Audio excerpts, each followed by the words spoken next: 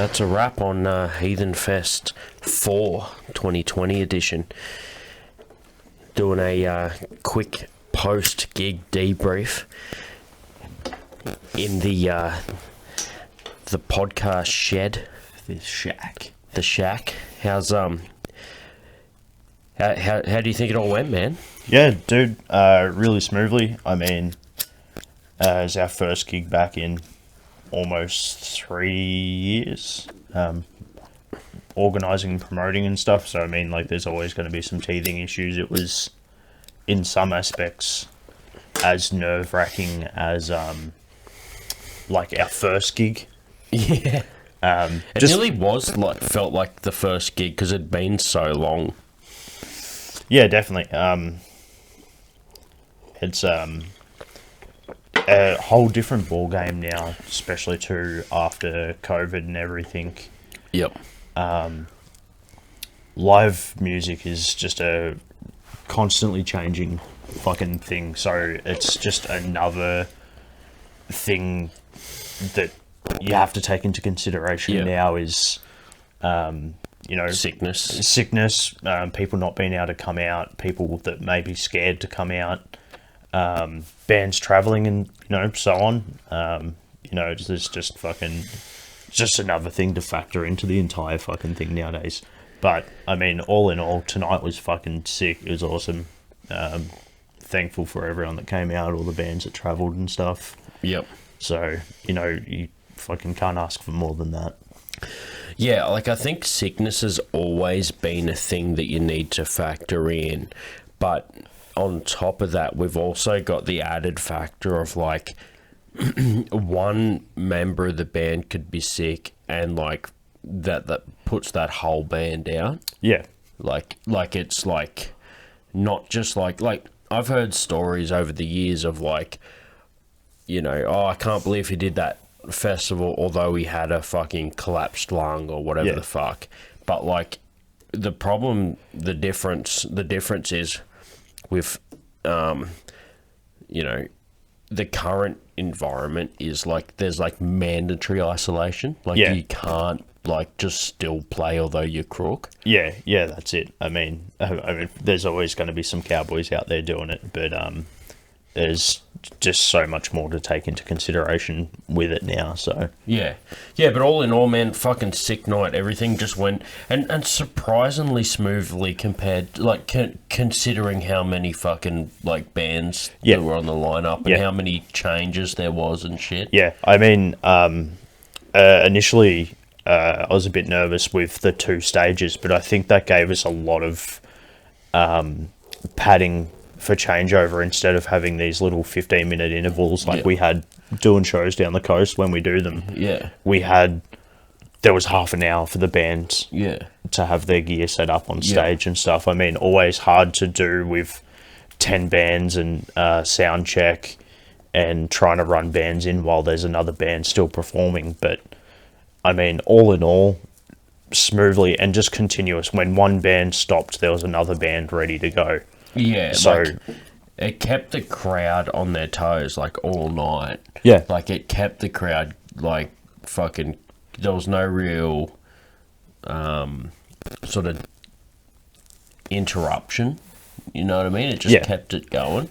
And I think just, like, you know, it may have just been organically or what, but, like, the lineup had, like, it was like building a good playlist. It had sort of, like, not 2 bands the same. Yeah, definitely. There's definitely a good mix in there of sound. You know, there's a lot of, as with all the Heathen builds, you know, it's all extreme music. It's all death metal, black metal. You know, we've had grindcore and stuff on there in the past. We've even had Autopsy. Yeah, I mean, Cucklord. We've had some porn grind on there, but, like, tonight was definitely a good mix of a bit of everything.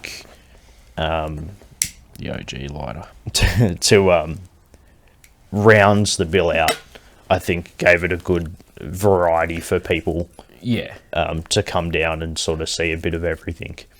Yeah, well, there was a good mix, and there was actually a good mix of people travelling for the gig, just chatting to people. I was like, fuck, you came from Brisbane? Yeah. Like, you know, there was just such a, like, but I think people are just, like, keen to come in. Those of, who want to come out are willing to travel for it. Yeah, definitely. And we've always had that, like, when we were doing gigs down the coast, we'd have people, like, I think it was the second Heathen Fest, we had a busload of people from Sydney came down. Yeah. And that happened again at the last one as well, at the Heathen Fest IV. yeah. A bunch of Hobbs fans came down from Sydney. Yeah. Yeah. Yeah. And like we've been pretty lucky with our lineups too, that we've been able to get bands that may not have played like, of course, with the coast, like with the exception of the bands from the coast, there's only been, you know, a handful of like heavy metal bands play the coast. Yeah. And we're still lucky enough more to have of a punk scene initially. yeah, always been a great like hardcore and punk and like even like metal and stuff. There's been a couple of cool like death metal bands come out of the Bay if you like go back through. I mean, obviously you've got Terrorvorous, but you know, there's been you know, lots of other fucking bands in the past, dudes that I fucking used to go to gigs with and stuff that were like, oh fuck, you were in that fucking band, that's sick, I didn't even realise you were from down here, you know, like and then of course like the fucking fact like fucking Break a Leg and all that sort of shit. But like shout out.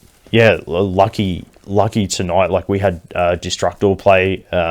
It's their first time playing Canberra, so you know, even in an environment where heavy metal gigs are something people can do almost every weekend, still had a band that, you know, people coming from Canberra hadn't had the option to see on home turf before. So you know, it's fucking awesome. Right. And of course with like the pedigree of bands playing, and some of the bands that have been playing, some of the bands have been playing for, you know, 20 plus years.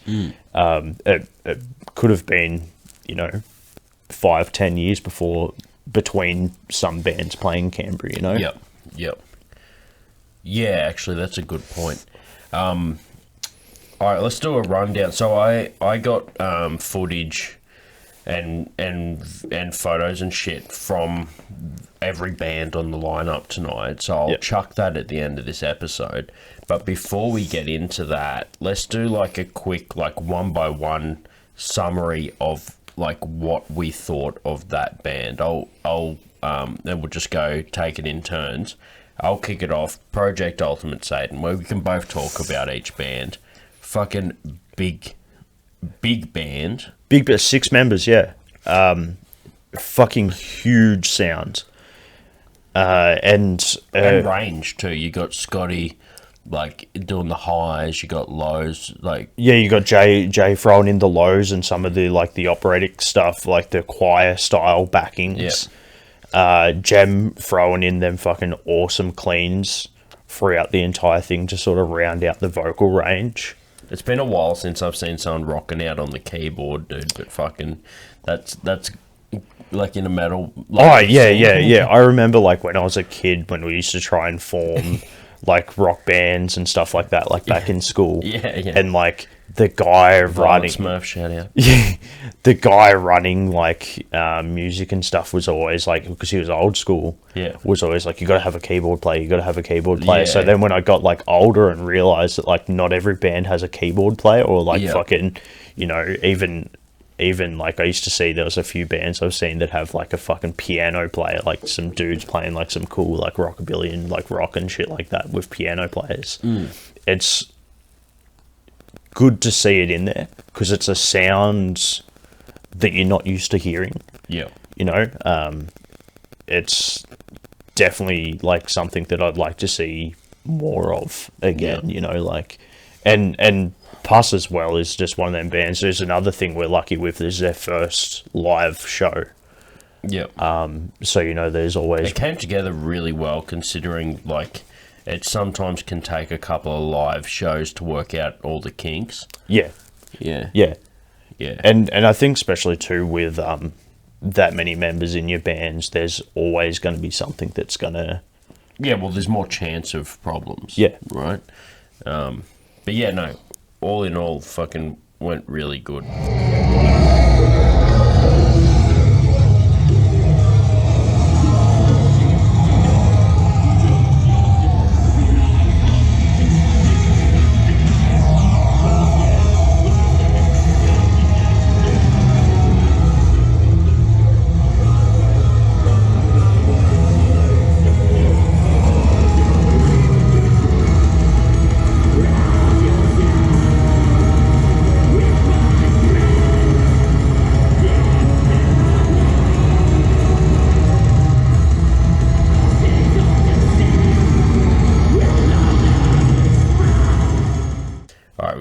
Second up is Reign of Terror. Reign of Terror, fucking always a pleasure to see him.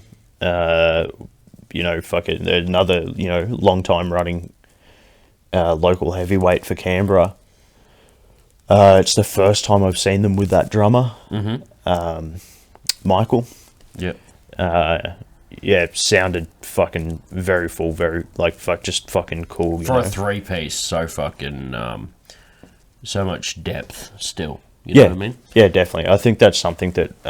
it also comes down to being comfortable with your sound. Something that reggae knows is the sound of Reign of Terror, right? Like it's what happens when you've been building a band for so long. Yeah. Well, what's Reign of Terror kicked off in, 93? 95, I think. I don't know if Reggae will watch this. 95 was their first release, I think. Yeah. But I don't know how long before that they were playing. Yeah, so it's definitely, he's definitely comfortable with his sound. He knows what he's got. And, to think about the lineups, he's Reign of Terror has been transforming and adapting for so many years now that he knows how to fucking work that sound with what he's got and the members he's got with him. So. I think he also knows when he needs someone to fill to fill a position in the band. Yeah. Who will work with their sound, Yeah, definitely. Yeah. So kind of even before they're even asked, there's already a mental assessment which sort of says who would work with them. Yeah. Yeah.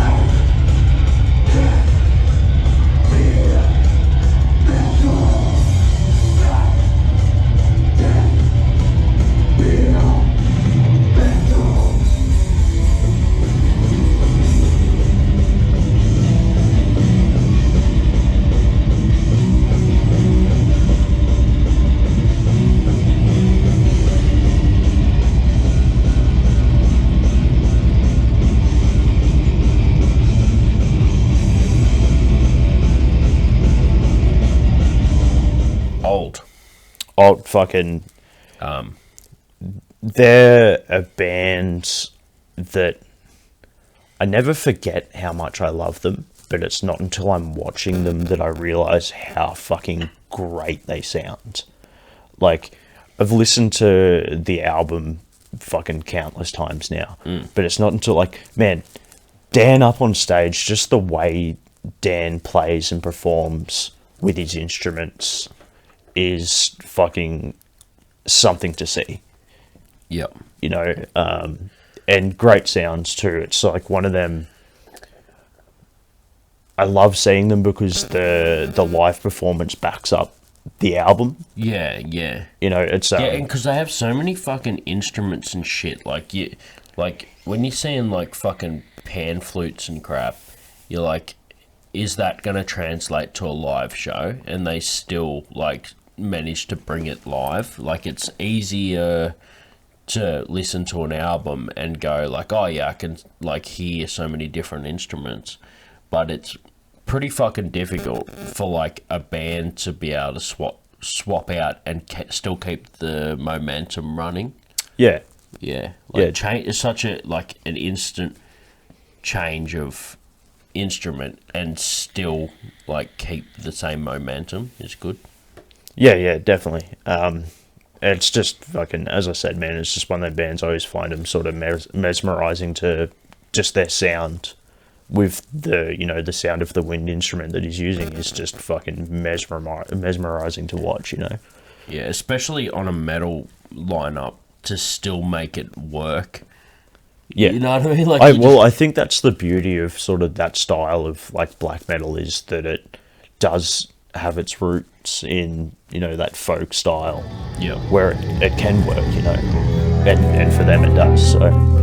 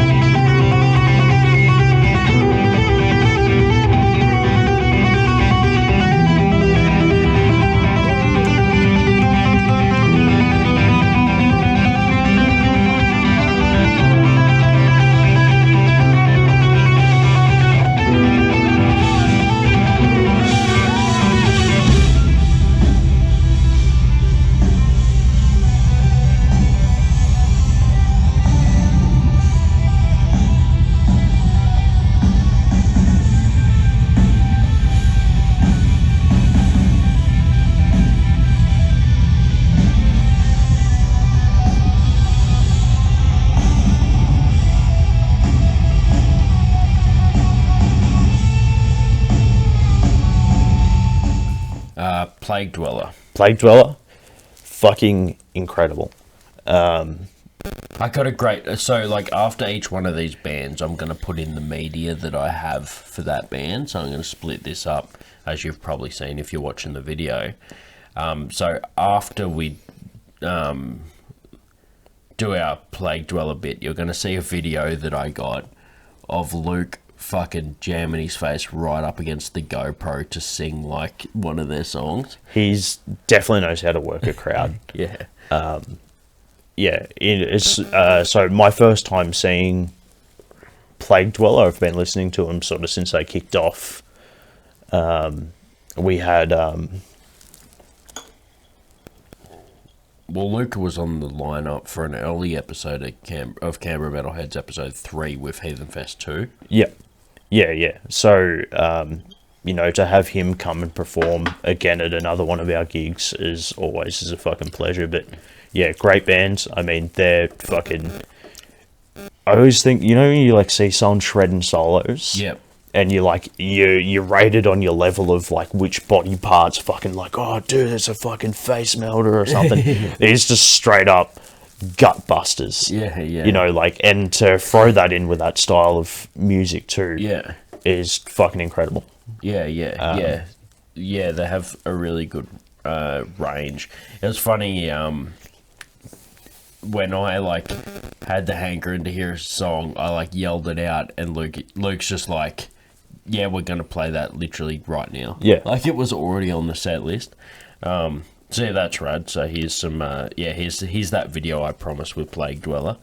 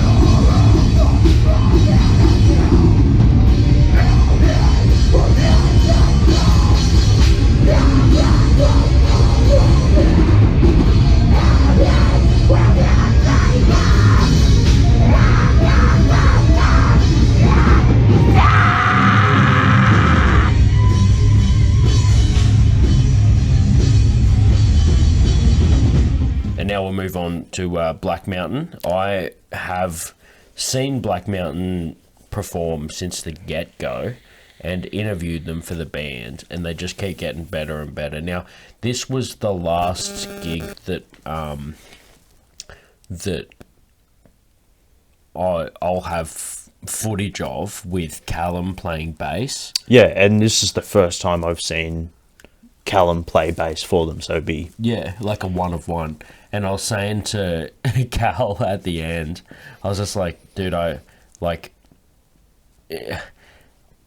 want to see more, but I respect that it was like a one-off sort of thing. Yeah, so like one night stand, you know, yeah, it's like but I was like, at least I got a good video, so if I ever miss it, I'll just watch that again. Yeah, that's it. But and this is the thing too with you know that it's not the last time, like you're gonna see him in one of his other bands, you know, and also being you know, spanning his roles across so many bands is you've got a good mix of like seeing him play bass, then you'll see him play some guitar, you know.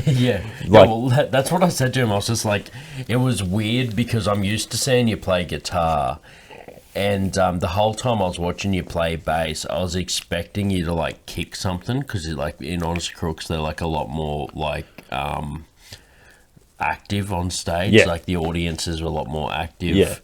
As opposed to black metal, where it's like people just enjoying the music and not really like an Honest Crooks style crowd. Yeah. So he's like, and he just says to me, it's just like, I hate that I'm known for that. That's it. I mean, it's one of them things I think I've always like kicking cunts. Like that's what that's.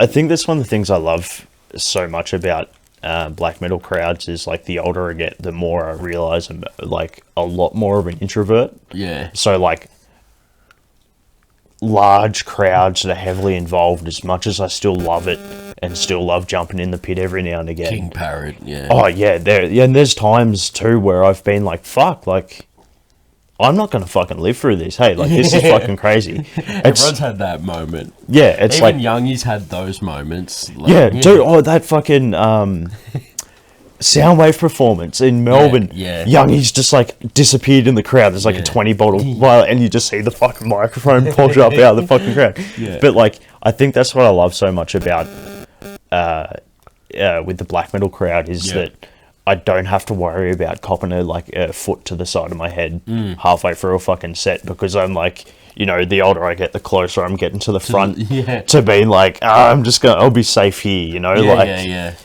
Yeah. No, for sure. But yeah, Black Mountain, fucking incredible to have them play. I think this is the third Heathen Fest they've played. They played the first one, they played with Hobbs, and then they played this year. Yeah. So, and Kimmy rocking the original fucking Heathen Fest shirt on stage. Yeah, with the Canberra Metalheads hoodie over the top. Yeah. Just like fucking doubling down, dude.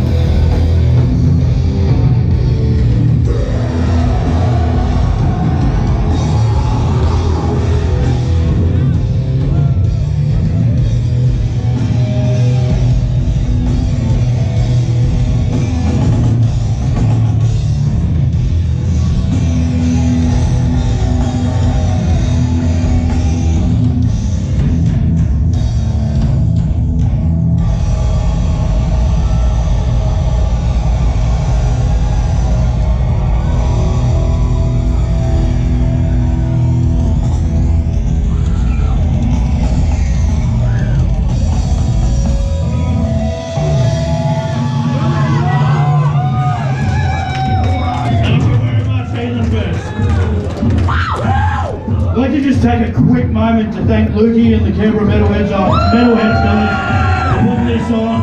Fucking what a night already. Plenty more fucking metal to come.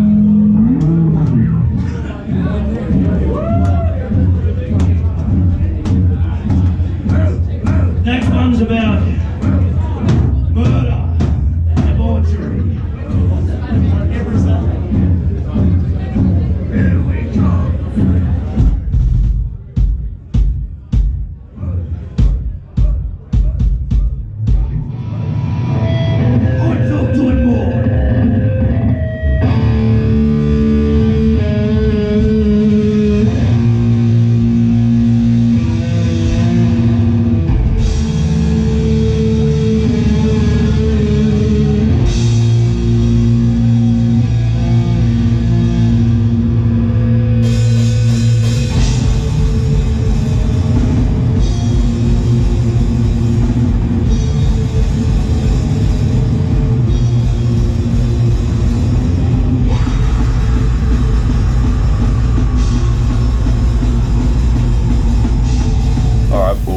move on now to well, not finally, but like to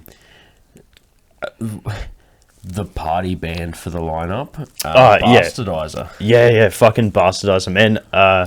I'd say this about every fucking band that we've had the pleasure of fucking working with in the past, but is always a fucking pleasure to have them come and play. Yeah. Because it's like, I think I was telling you earlier, like the first gig we had them on, and until they came and played, I hadn't met any of them before. So Was they that all with Hobbs. Yeah. Yeah. So the last Heathen Fest. Yeah. So they're of like, if you've ever seen Bastardizer, they are the embodiment of like big sunglasses, cool band. Yeah. Like they just fucking. They rocked up. They played down the coast, and they rocked up. And I remember looking at them and being like, "Oh man, these guys are some fucking rock stars." They like, I've got to go talk to them, but like, I wasn't sure if I could approach them. You know? Yeah. And then like I walk over, and they're all like fucking tall dudes too, like fucking. I'm like just like, oh, excuse me, like fucking, and they're just like straight up like, oh hey man, what's going on? Like it's a fucking pleasure to fucking be around them, you know, like. The whole band is literally the meme of the metal band guy that steals your chick. Yeah. Like they're all like the good looking fucking like the good looking metal band. Yeah. Like singer or fucking, you know, guitarist or like there's like it's like a super group of the best looking member of every band. Dude, it's like they were made in a fucking lab. Yeah. Like fucking as I said, always fucking pleasure to work with them. They fucking kill it, man. Their sounds, their fucking everything is incredible. Alright, before I show the video of Bastardizer, I want to preference it with this. I'm walking around the corner and I literally just go, big hair, big sunglasses, very important.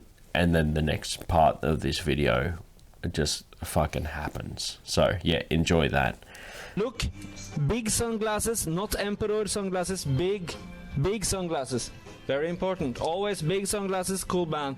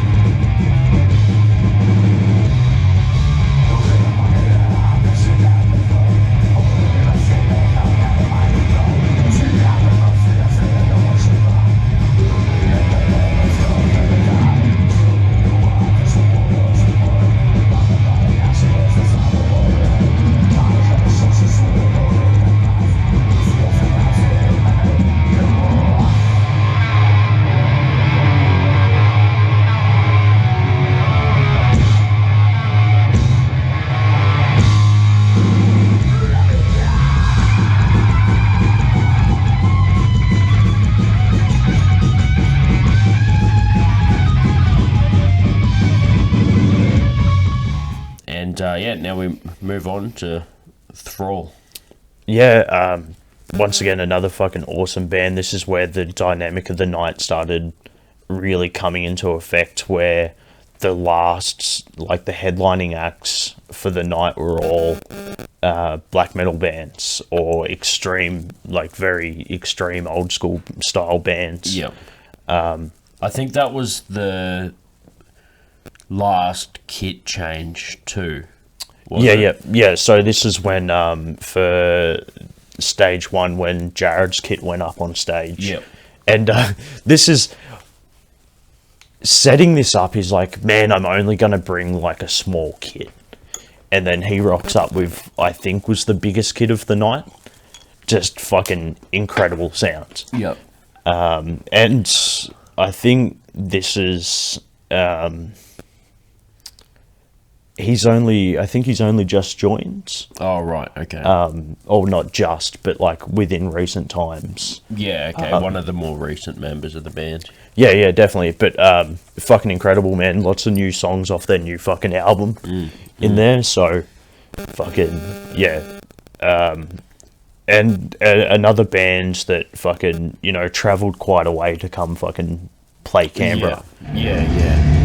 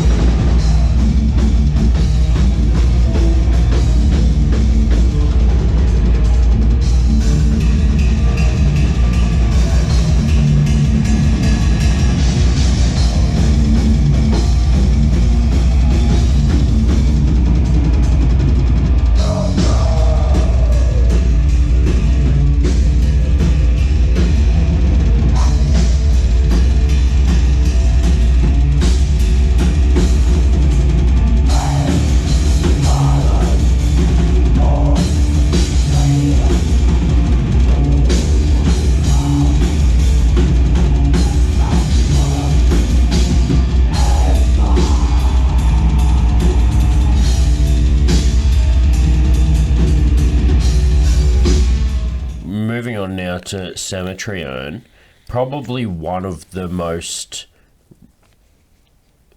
talked about bands on the lineup, as far as like not expected to be playing live. So there are bands that, like, we've talked about this in the past, where you're putting together your lineup and you throw out your maybes. Yeah.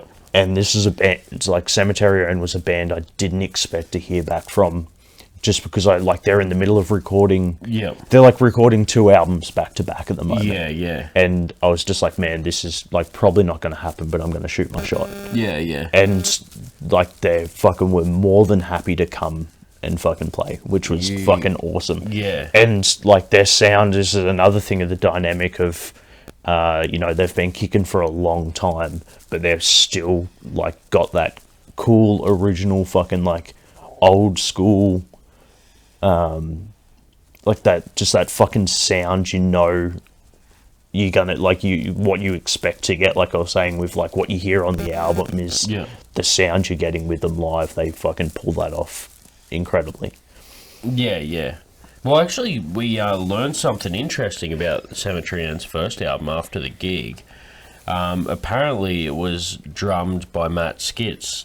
So so Andrew was saying that, and the lyrics were also written partially by not all, but partially written by Skitz. Yeah, well. Andrew was saying that he moved out of a place, and he was him and Skitz were living together, and he said that Skitz did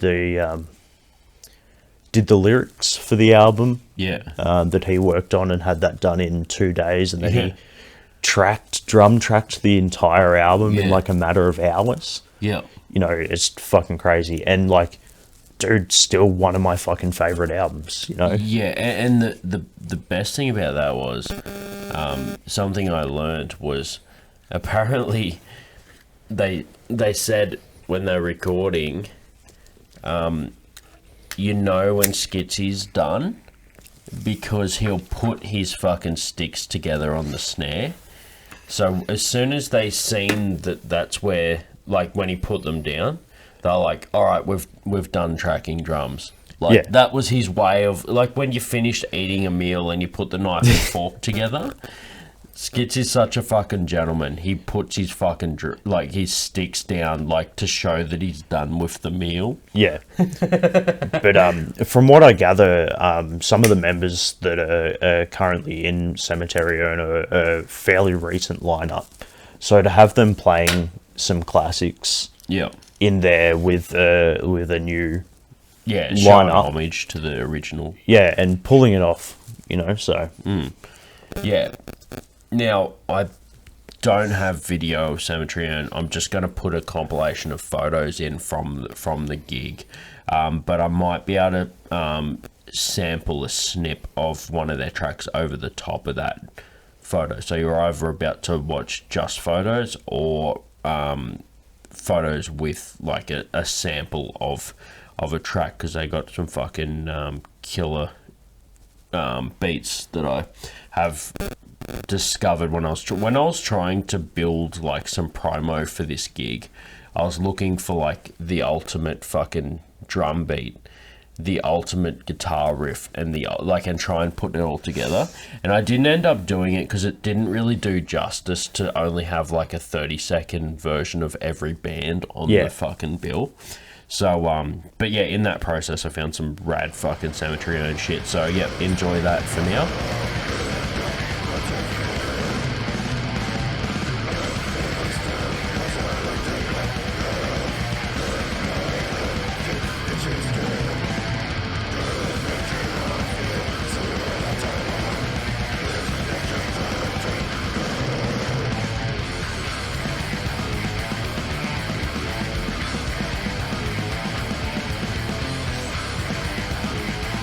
And we'll move on to the next band on the lineup, which is Destruktor. Now, this was another band that was very much so shoot your shot. And as I said, this was a good to have if you could get it sort of thing. Yeah, this was didn't expect it to happen. So Cemetery hasn't played Canberra until tonight in their 26 years or whatever. I might have that wrong, but they've been in the scene for fucking a while now. To have them come and play, and this is another thing too, is Jared played. You mean Destruktor? Sorry, you're not. Oh yeah. Sorry, fucking. Jared played.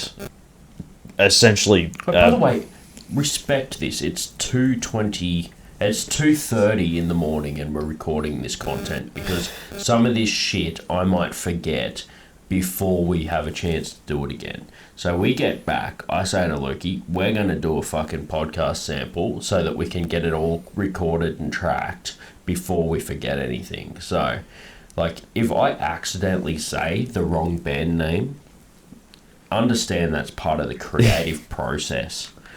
Yeah, so as you were saying. He played fucking essentially back there, played a half an hour set, and then Cemetery was up, and then he came and played Destructor, and they played a 45-minute set. So that's a fucking marathon to play. Yeah. And of course the other guys fucking on stage, fucking, just a bands that I got to. It's weird that I'm like. Even as a promoter, I feel sometimes I overstep my bounds when I stand off to the side of the stage. I'm like, oh, this is where the bands and the important people fucking stand. Yeah. And I was like, fuck it, I'm gonna stand off to the side of the stage and watch these guys fucking play. And it was fucking cool just to be able to sit there and fucking lap that up. You know, a band that I've been listening to since I was like, 13, 14. Yeah. That, like, Yeah, I remember the old house computer. How crazy is it to think that, like, we had, this isn't fucking Ancestry.com. Oh, shit. Oh, fuck. No, which show are we on? No, but I have to, like, I'm sure that the viewers would know at this point, but Lukey and I, brothers, so we grew up with similar influences. And how crazy is it to think that, like, we fired up the family computer and you were discovering bands that later you would put on a bill and organise a gig with. Yeah. As I was saying to the guys tonight, to have a band that I sort of grew up and sort of that influenced a lot of my music taste come and, be like, it's humbling in a way to have them play on one of our shows, because it's like I get to give something back to, as my appreciation to have them play a show, to have them perform for other people, Yeah. And, it's fucking, it's, as I said, it was like when Hobbs played, Yeah. to have a band that I grew up listening to come down and you meet them and they perform. Yeah. It's fucking, it's good shit. Yeah.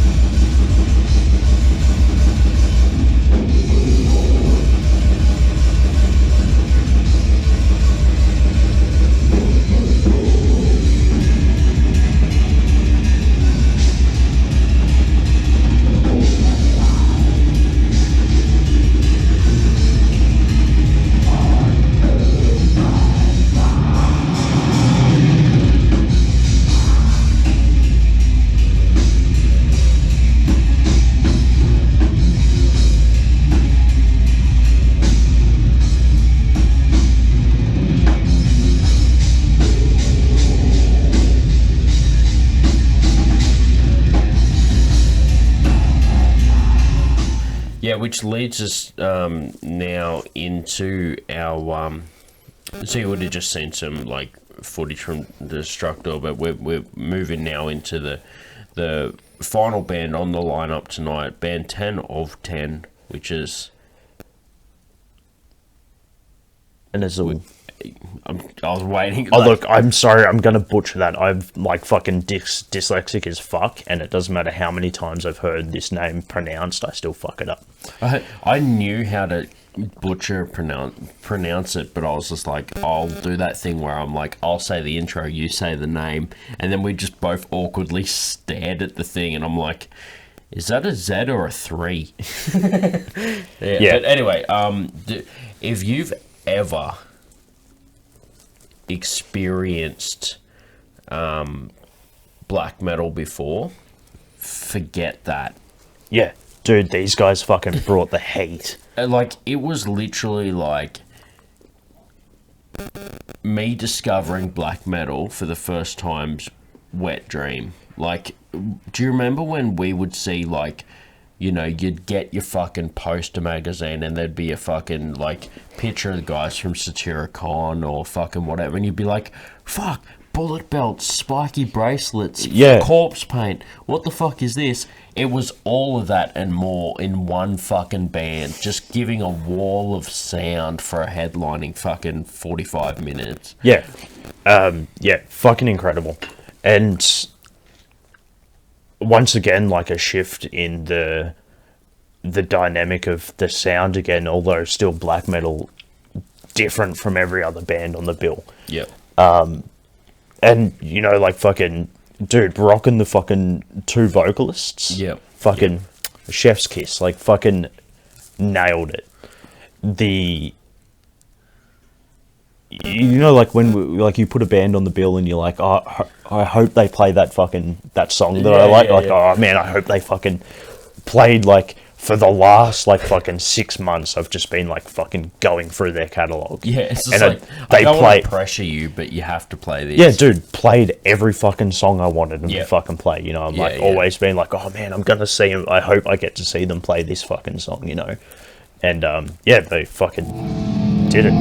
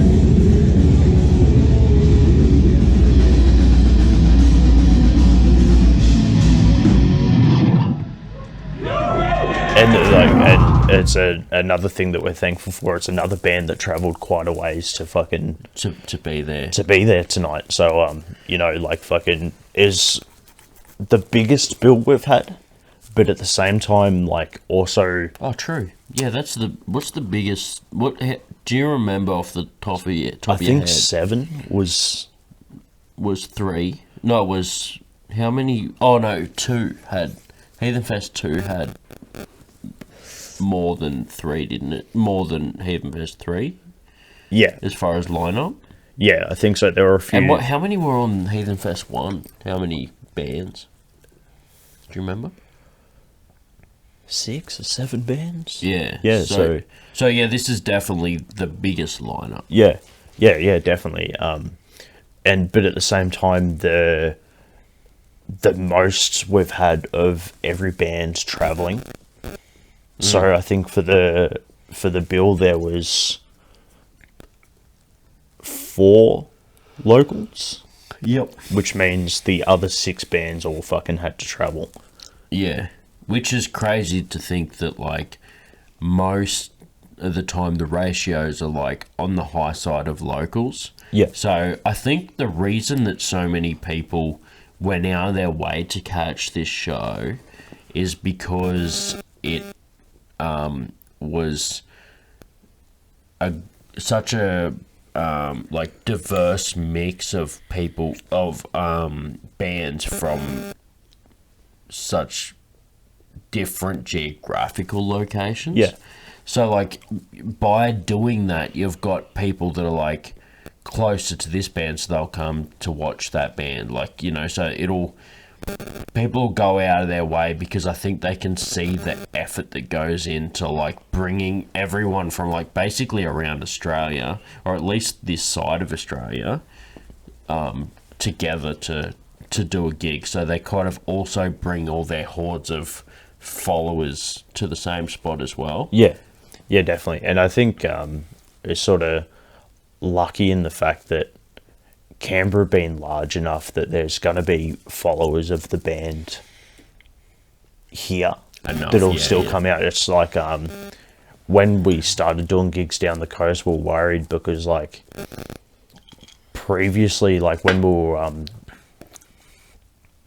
were helping promote like pitted gigs, it was bands coming from, you know, Sydney, Melbourne area and stuff like that, but they were all bands that were similar to, or not similar, but bands that people from the coast were like, oh yeah, like I used to listen to thrash when I was growing up, like I'm listening to this thrash band and stuff. And we were just like, all right, cool, like Sleepy Little Maria Town, like fucking have some black metal. Shout out like, Texas Dave. Yeah, like fucking like Sleepy Little Maria Town. Yeah, like fucking to have that. And then it's sort of lucky here in Canberra that there is like a dynamic enough that we know people are going to come. Yeah, that's actually a good point. Like, travel for gigs is a lot easier now, I think, because people are more aware of gigs that are going on because they can see on social media. Like, before shit was promoted online, there could have been a gig in Sydney that had the dream lineup and you would have maybe missed it. Yeah. But yeah, unless you brought that magazine or that fanzine or like seen the poster or like you're a friend of the band or something like that, you'd miss it. And that's the other thing too, like working into like a very like adapting promoting format of social media and online and stuff like that is your reach is so much more. For like the amount of people that are going to see this, like I had dudes that we'd work with that had come from over in like WA and stuff like that, or like bands that we've seen or mutual acquaintances and stuff. Yeah, Hell's Envoy, that's based Tasmania. Yeah, you know, like I had dudes from like you know, like across the other side of Australia and like down in Tasmania being like, oh man, like I seen the Heathen Fest lineup, like that's fucking sick. Yeah. And I'm like, oh man, like I forget the reach is there that these guys, like although they might not have been able to come out, have still seen it. Yep. Yeah. Yeah, so all in all, man, it was also good to see a solid South Coast representation as well. Like there was a lot of South Coast people that came up for the trip. Yeah, it's very such a like a strong fucking like loyal following of people down there that are like, oh man, like my first like real extreme gig was like a Heathen Fest gig. So like, you know, I'm gonna come to whatever you put on wherever you put it is fucking sick. Yeah. You know. Yeah, that's that goes down to that loyalty.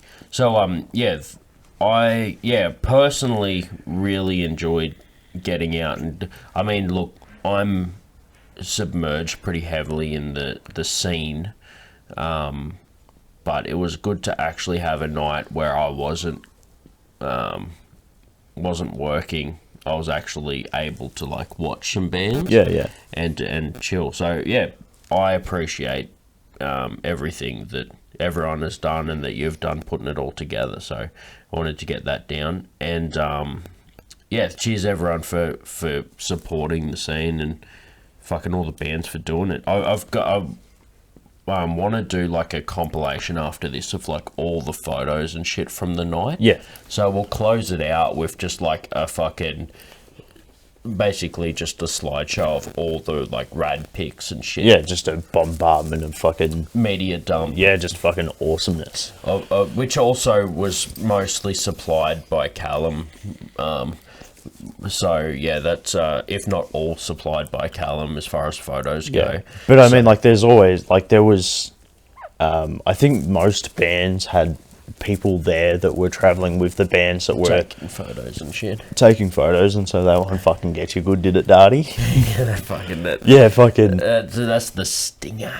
Yeah, that's it, and that's the other thing too. Like, with social media now is like sometimes after a gig, it might be a month later.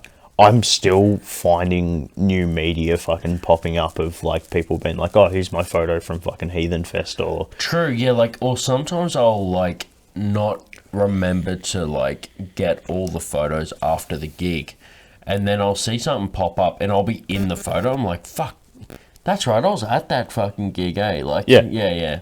Or like, yeah, because you see so many, eventually they sort of all merge together. Even with Heathen Fest, like, I'm like, was that 2 or 3? Like, but I actually think that because there's such a big gap between the last one and this one, it, like, will be hard to merge this with any of the others because it was in a different venue. It was like such a big gap, and yeah, such a a unique in the lineup. Like, it's the one that sort of stands out as far as like it's not got much similar with the others. Some bands are repeat offenders, but there's not a lot other. Yeah, definitely. Like, it's things. that whole like a lot of new grounds. Yep. So fucking it'll stand out, but they all stand out. I can only imagine how promoters that are working on their 10th, 15th, 20th, 30th gig of a festival think it just blurs into one, like... And you're like, fuck, have I had these guys before? Like, if you're thinking, like, who should I put on a lineup? Wait, did I already have that band? Like, you get to a point where you've just had so many that you're like, I don't want to accidentally do the same lineup as, like, a previous one. Yeah, definitely. And I think that's sort of something in future gigs too, is that I think after COVID and stuff, a lot of like new bands have formed. People have had a lot of time to write and reform, start new projects and stuff. So it's like the music scene's constantly in waves. You've got your bands that are big, and then you've got new bands coming up. Mm-hmm.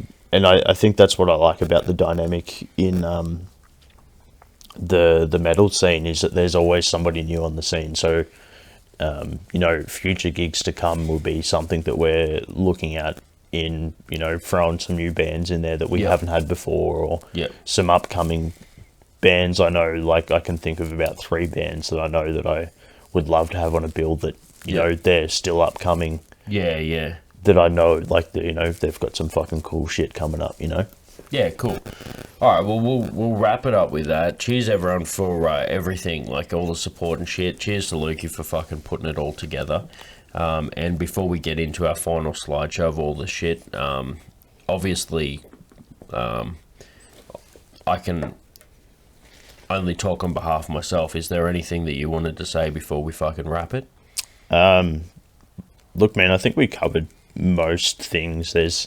There's of course like a lot of things about a lot of these bands that have brushed past that I'm like, tomorrow I'm going to be like, oh fuck, like I should have said that sort of thing. Yeah, I should have said that, but like I think most of all, just fucking a thank you to the bands for coming, for traveling, for everyone putting on a fucking killer performance.